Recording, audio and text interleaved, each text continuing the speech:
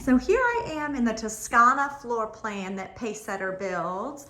And it's a really, really pretty floor plan. This is a model home, so of course it has some upgrades and features, but you would have an opportunity to make your selections as well. This has the hardwood flooring here, pretty color, good open family room that you open right up into. Directly across from that is a very good sized dining room. Window seat over there, which is standard. This is your kitchen. And of course, when you're looking at the kitchen, you're seeing some upgraded cabinetry and things like that. The island is an upgrade, and they also extended and added some extra cabinetry over on this wall here. But it makes it a really, really usable kitchen, I think. Tons of space, tons of countertops. It would be an easy house to entertain in for sure. So this is your kitchen, dining room. Again, your family room is over here. It feels very open when you walk in. If you head back this way, you have a bedroom here. Right, bedroom there. This is your main bathroom that all guests would use, right? There's a coat closet there, headed this way towards the master bedroom. You've got another bedroom over here, or of course this one is set up as an office, but you could use it as you wish, right? There is a closet, so it could truly be a bedroom. And then you've got a laundry room over here, and then your master bedroom in the back.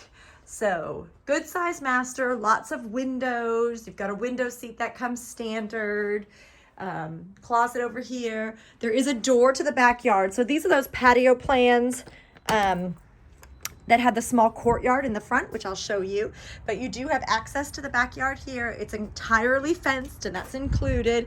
And so if you had a pet, you do have about 10 feet of space here that a pet could get out to go to the bathroom from the back on this plan. On some of the other plans, you would let them out more at the front, but they would still make their way to the backyard, which is fully enclosed. So it's really quite cute.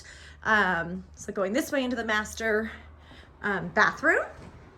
I love the window between there, letting in some natural light. It's really pretty. And you've got sink here, oversized shower there, and a second closet. So this one comes with two closets, a his and a hers, and then the potty behind the door there. So it's really, really pretty. I like this floor plan a lot. I'll head back up to the front to show you kind of what the courtyard area looks like. And I was speaking with Megan